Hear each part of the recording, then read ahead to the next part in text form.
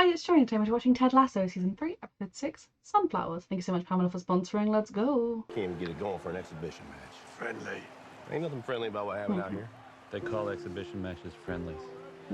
De resultaten zijn geweest. Ja, maar gelukkig waren onze zielen toch al uitgebroken. Yeah, and so Roy Kent, don't you think Richmond... Friendly is a pretend match. This is a pretend conversation. You're a pretend person with a pretend job. And I'm having a really hard Have a date with someone special in the red light district.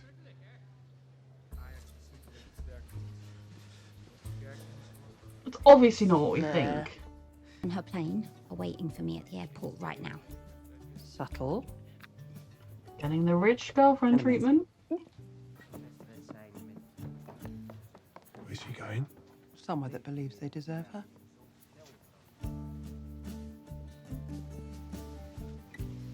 Roy. Hey, fellas, I'm about to say 3 words no coach ever says unless he dang well means it. You're all shit. No. Knowledge is power. True, but no. Live, laugh, love. Nope. Correct answer is no curfew tonight. That's right. I don't want to see your pretty faces face. until we get back on this bus. And what Today is going to be mad, you know. Not for you, sir! Hey, you serious? You're on fucking holiday from training. What about my stuff? Getting off the coach. Run! You asked for this, Jamie. Though he is in a bad mood and taking it out on you. But Our first stop, the red light district. he knows what that is, right? And I don't think he's going there for... But you'd like clarify, I know someone there, or like, there's a cafe I like, or... Amsterdam's origins date back to the 13th century. That's mad, isn't it? Is he taking him on a This is the tour? world-famous Skinny Bridge! Amsterdam's thinnest house. It's gonna blow your mind, lad. Come on! Get moving, lad! Jamie's like, we will have fun, damn it. Stop idiot! What are all those bells? You in a casino? No, I'm actually You're walking in the out bike having a lane. stroll in... You're like, oh my god! Oh my god! Jesus! She wouldn't be so clueless as to walk in the bike lane. It's quite clearly marked. Come and get inspired. I've been waiting for you to say those words for a very long time. Be scared, Ted. Be very, very scared. Maybe run. The best option for a night in Amsterdam is a train to Paris. Go to the International Court of Justice, poke around, ask some questions. I would like to see a tulip. With a nice team movie night. Oh, Sam. Hey boys, tonight's the night young William here becomes a man. Cheers. And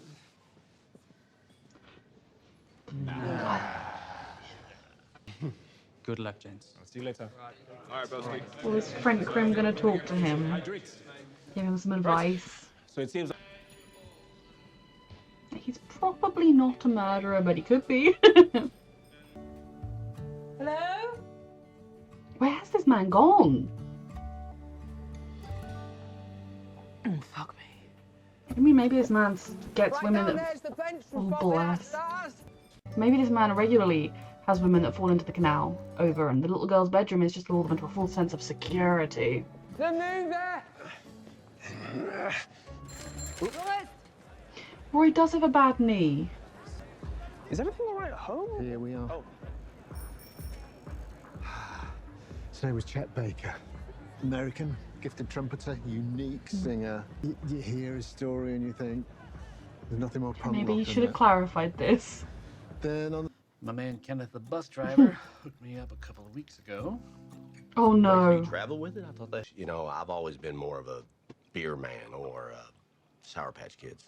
I feel like this is a big step to take if you're not mentally prepared for it. Especially if it's strange stuff supplied by the bus driver. White snow. They're still going to be sat here when it comes time to go. And one vote for Tulip. That leaves us. But we're only 10 minutes away from watching some sex.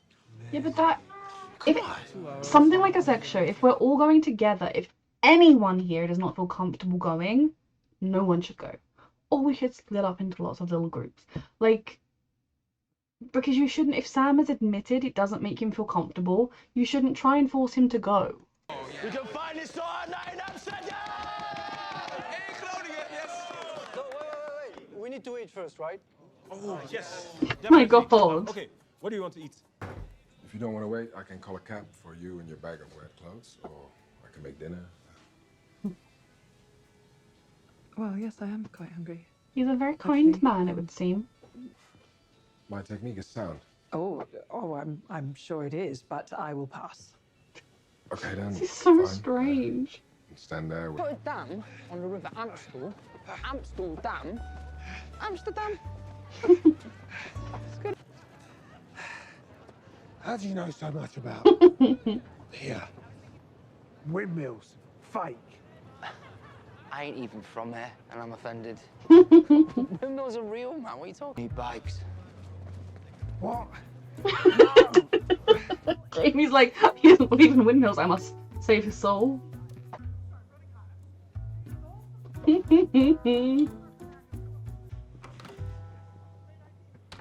Don't drink the stuff if you're alone, okay? Don't be tempted. Here you go, sweetie. Oh, thanks. Hey, can I ask? It's brave coming here. Oh, I think I'm in the wrong place. My mistake. Cheers. Happens all the time. Colin, Good to see you, Trent. he wants to help you. I already knew. Right. I just don't want Colin to be alone anymore with this. Like, obviously he's got his boyfriend, and hopefully, like, other people in his life he can be himself with, but...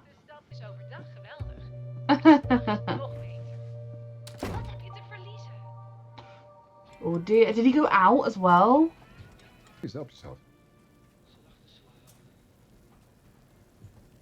This is so kind of awkward, but also nice. Should I be worried? I loved her very much, so it wrecked me and I came dangerously close to destroying our family on it.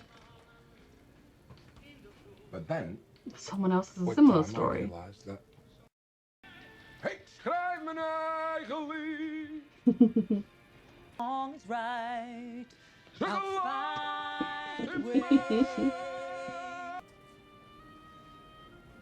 This is really nice, but just my social anxiety could never. Hold this. Mate, we've just made tonight amazing. I want to ride around on a fucking bike. Are we stealing these bikes? I said no. Why the fuck not? I don't know how to ride a bike.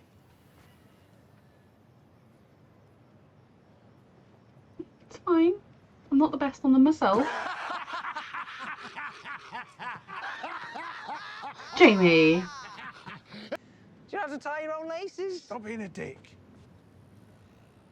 You are being a dick. When I went to Sunderland, my granddad told me he'd teach me how to ride when I came back for Christmas, and then he fucking died. Saying that out loud, I realised that never learning was actually a great disrespect to his memory, and now I feel ashamed. So can we stop talking about it and go back to me just taking out Their my negative friendship emotions is on you, even if you deserve everything. it or not?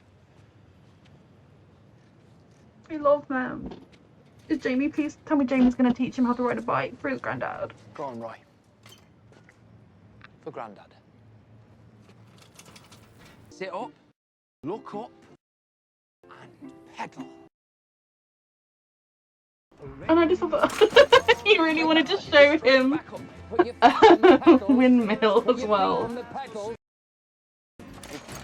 This is everything. Good lad, pedal, pedal, pedal, pedal.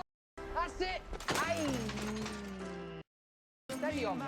Steady on, steady on. Hey, what? You're doing well, man. Calm down. How's that going to help anyone? Mate, all right. Fucking get this guy. You're doing it. I'm doing it. You're doing it. Let's go find the fucking windmill! For Grandad! All right, wait for me. Love them so much. Oh my god. My heart is so full. Service once said that. Closer than ever. And your daughter? She's never been happier. This is so special. I love this point is- too. My whole life is 2 lives, really. It's not healthy, For my work sweetie. life, an ache. An ache for both my lives. To be my only life. We can help you with that I don't want to be a somehow. spokesperson. He just All wants I to want- be himself. And I know we can't fix every ache inside of us.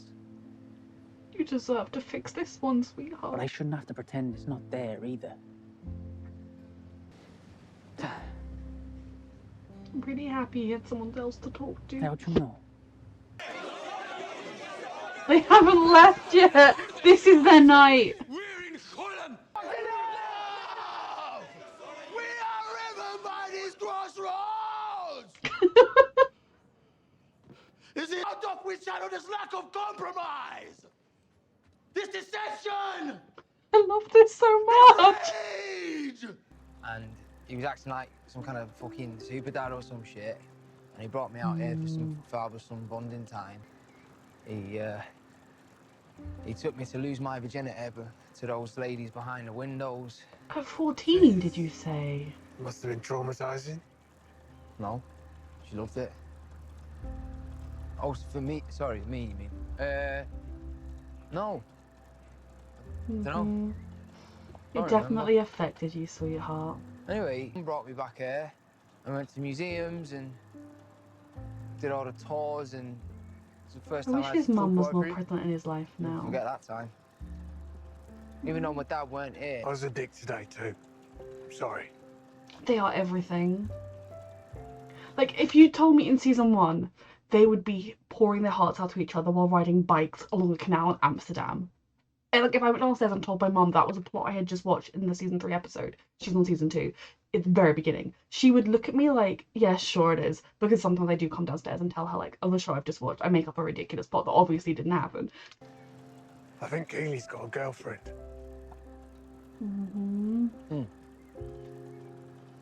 Let's go find us some windmills, eh? Yeah, windmills. That's the solution, and I support it. Howdy. Are you doing okay? Hey, partner? Feel pretty dry.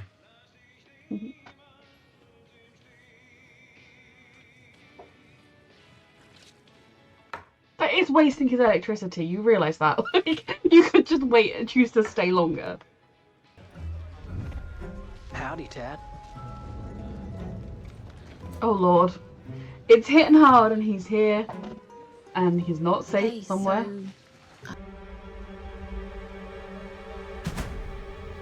Oh lord. Well, it's hitting hard and he's in public. Have 2 available teammates to whom he could pass the ball. These 3 players formed a triangle. Bingo! Is he going to use that in That was Richmond? never the only triangle on the.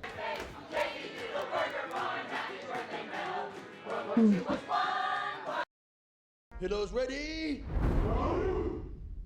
Oh my god. Let's get lost now!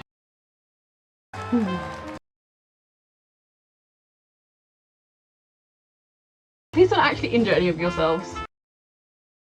Oh, good.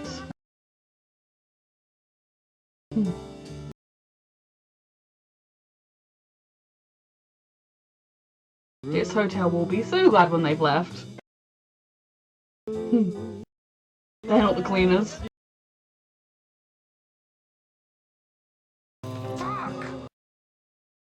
Jamie! Thank you. Yeah, you never did do names. Are they going to exchange contact numbers, or will this just be a lovely little moment for both of them, a healing moment for both of them? Sorry, yes, no, what was I saying? Oh yeah, then I met the most lovely couple and they invited me for a threesome. Bonjour. The head full of tea. Good thing it was a dud batch. Just came from you, Ted. Let me ask you. Is this anything?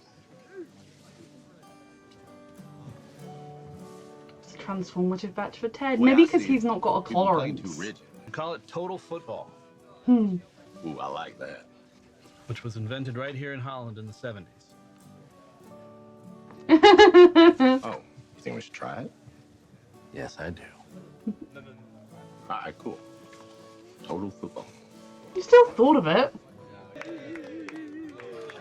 Are Roy and Jamie back from their windmills yet? We're too short. Who's missing?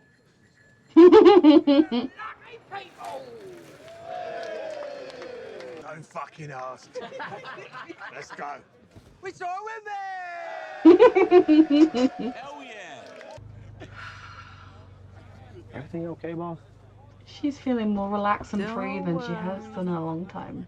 Bad thing, gonna be alright. Well, I appreciate it. Singing, don't worry about a thing. Gonna be alright. Everybody.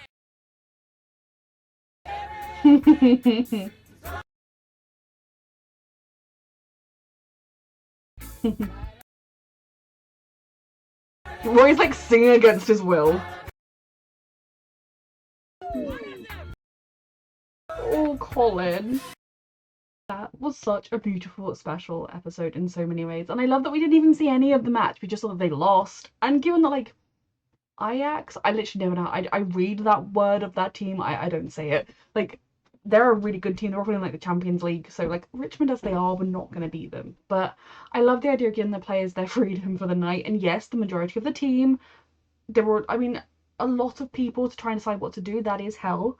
But they managed to have a wonderful team bonding time. My favourite part, other than feeling actually genuinely quite sad that Danny did not get to see a singular tulip, was when McAdoo jumped up and was doing his The Descent, the Chaos. I'm currently watching, there's a show in the UK called Race Across the World. It's really good. It's like people get like given them like they have to travel. The first series was from London to Singapore, and they have to hit checkpoints on the way, and you're given the amount of money the plane would cost, like a plane ticket would cost, is all the cash you're given, and you have to make it using like local transport, buses, trains, and work along the way. It's really cool. But they do a celebrity version, and oh my god, his name has gone out of my head. McAdoo's actor, I know his name. He's doing it with his cousin in the celebrity version. It's really cool. It's really fun to see him. Someone recognized him in the middle of Brazil. It was really cool. Anyway, I loved his big speech and like how these different people with their different ideas, but they managed to find something quite childish to do, but they had a great time. And yeah, I definitely would have been Team Sam. Let's have a movie night. Go to a restaurant, get some nice food, then come back and watch a movie. That would do me just nicely. I loved the players. I'm trying to like go through. I want to save my sort of the two plotline lines that I enjoyed the most to talk about last, and I'm trying to like tick off everybody else along the way.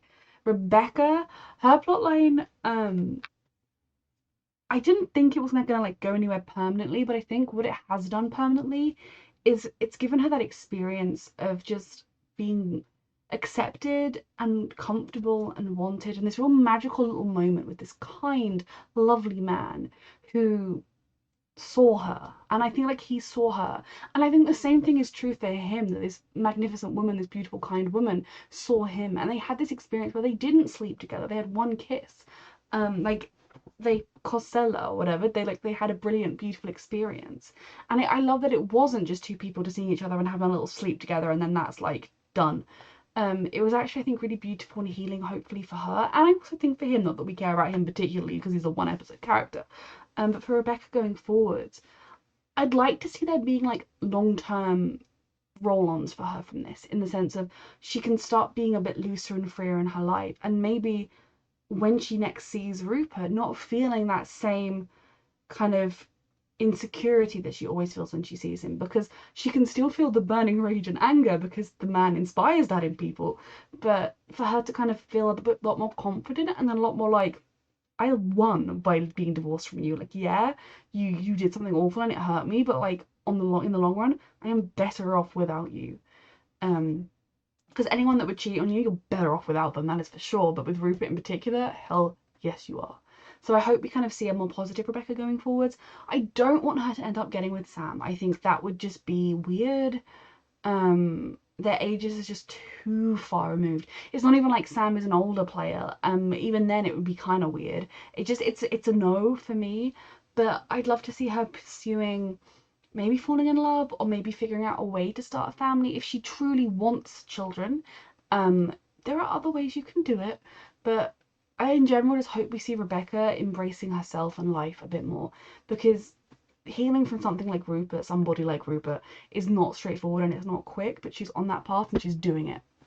Then with Ted, and I love that it was a dud batch. Now that does partly make me feel like, obviously, Coach, Beard, and whoever his supplier is, they will have a much bigger tolerance for these kind of substances than Ted. So I do think even a dud batch could probably affect him at least a little bit. But I think for Ted, because he thought he was going on this like spiritual awakening trip, it kind of just let him explore life, explore his mind, and dwell on these things, and explore them and feel them out. And I think that was really important for him. And like, okay, yeah, he didn't invent something that had never been done before, but he figured out a type of play that might actually suit this team really, really well and help them in the future. And that is so important, and I hope we get to see them putting that into play going forwards. Then my two favourite plot lines of this episode were Jamie and Roy. I always want to say it Ted. I know Roy's name is not Ted. They're 3 letters long. Like, that's the same word. My name is 3 letters long. I should probably figure this out. And then Colin and Trent. But Jamie and Roy have had such a beautiful relationship, and they still have their, you know, oh, I'm gonna take it out on you, and like Jamie being a bit of a little prick at times, but they've just really developed this thing where they see each other and they understand each other and they're willing to be vulnerable with each other. And I think for both of these characters, especially when we first met them, that is huge and so much character growth. And I love that Roy is helping Jamie become the best he can be, and that, yes, Jamie laughed, which he should not have done, when Roy said he couldn't ride a bike. But then he genuinely, especially when he had the story, he was just like, okay, I'm going to teach you. And he was patient, and he was supportive, and he gave him like positive affirmation, and he was like actually like teaching him really well. You know, you could easily see Jamie as someone who would think, I'll teach him, but then when it takes a bit of time, being like, oh, for God's sake, man, you can't even ride a bike, we'll just get an Uber. You know, you could see him kind of like giving up because it's too hard, but he's pursued it, he's stuck with it, and Roy figured it out. Did he do it perfectly? No, but he figured it out, and it was really lovely to see, and it was lovely to see how Jamie was genuinely happy for him. And then Jamie sharing that truly awful story about his dad. And I think it was handled very well, because probably, yeah, a lot of teenage boys would think, oh yeah, I get to go sleep with some beautiful woman, that's so great. But it's so traumatizing, and it will really shape your brain and how you develop, and your parent putting you in that situation as well. It is disgusting and wrong, and it had never even occurred to Jamie that that could be wrong. He obviously knew that he had sort of a nicer time with his mum when he went with his mum, but he had never really put into thought that maybe that wasn't the best. And I love that Roy kind of said, like, for you, and then yeah, it probably wasn't great for you, but they didn't push it, didn't kind of like, I think they handled it quite well, for given what an awful thing it was that Jamie was sharing. But Jamie sharing with Roy in season 1, Roy sharing with Jamie, these things would never have happened, and they make my heart so full. And the second Roy said he didn't believe in windmills, they were fake, I love that Jamie was immediately like, I must show him a windmill. I will take Roy to the windmills. The windmills will not come to Roy, we will go to the windmill. It was just so sweet. Even him like running him around the city and telling him all the sights. It was just really lovely. Like, they've got such a beautiful bond, and it just makes me so happy. And the other plot that made me happy was finally the payoff of Colin and Trent. I'm kind of ashamed of myself for judging Trent when because my initial response to Reporter Man, even if he's not technically a reporter anymore, seeing this was, he's gonna write about it. But I then, like, with a bit more time, I was like, oh, he's Trent Krim, I don't think he will. And I love that he was actually able to he followed Colin when Colin was definitely feeling a bit insecure, and was able to talk him down from his initial, like, oh, well, didn't know what this club was. Yeah, I gotta go be a man somewhere. Well, yeah, gotta go be a straight man. Yeah. He was able to talk him down and say, like, I clearly have a reason for that, and to really help him and talk to him about his own experiences. And I think it's really important, because one thing I did notice was when Colin described his life, he said his work life and his dating life, but he didn't really talk about his family life, if he has parents still, if they're alive, like if they know, if they support him, if he's not out from them as well. But I think for Colin to be able to talk about it with somebody who knows what it's a bit like, has been through an experience like it, even if it's not going to be the same, because nobody's journey is the same, and also knows the world of football very well to know that it is difficult. And also then it isn't also his boyfriend, because probably he'll have had similar discussions with serious boyfriends when they've got serious. But it's sometimes, I think, easier to talk these things through with someone who isn't the other half of your partnership, who isn't like thinking like, oh, if you don't figure this out, I'm not going to be happy because we'll have to be a secret, and kind of that angle of things. I think it would be really special for Colin to have that person who understands him and listens to him. And I'm glad to see that he did talk about it with the therapist, whose name I can never remember when I'm called on one, don't remember it. And that she helped him to see that he has two lives and that there's an ache in both of them to be one. And I just, fingers crossed, this is Ted Lasso. I believe in this show, and I believe that Colin will find a way to come out and be himself. And something I thought was particularly important was that he said, well, he doesn't want to be a role model. He just wants to live his life the same as everybody else. And that is something that's often so hard when you're part of a minority, you know, when you're part of something, whether it's being gay, being trans, whatever. If you're the first person to do that thing, or even like it could be if you're the first woman to do a certain role, you're immediately a role model. People immediately look to you. You get extra pressure than anybody else. And the sad, in a way, but also beautiful truth of it is that if Colin were to be the first Premier League footballer to officially come out as gay while playing, he would just be a role model to people. But I don't think he'd need to change his life in any way, shape or form. It just simply would be the truth that his courage in coming out, it shouldn't have to have courage, but it does, would inspire people. But that is so much pressure to put on someone's shoulders as well. So I thought it was I really like that they had him say that, because you kind of can't avoid being a role model unless you do a thing where like there is like a message put out to every single football club in England, and it's like, okay, on the 12th of October at 5 p.m, every single gay footballer who is comfortable enough and safe enough in their private lives to come out is going to go on social media and come out. And then we're all going to do it as one, so there won't be any blowback on one individual, because there'll be all of us. Even, I mean, that would never actually happen, but that is the only way you could basically share this responsibility. But it's so much pressure to put on someone that he's not even just juggling with the fact that it could affect his life. It's just such a huge deal in so many ways that it shouldn't have to be. So for him being able to talk about it with Trent Crimm was so special.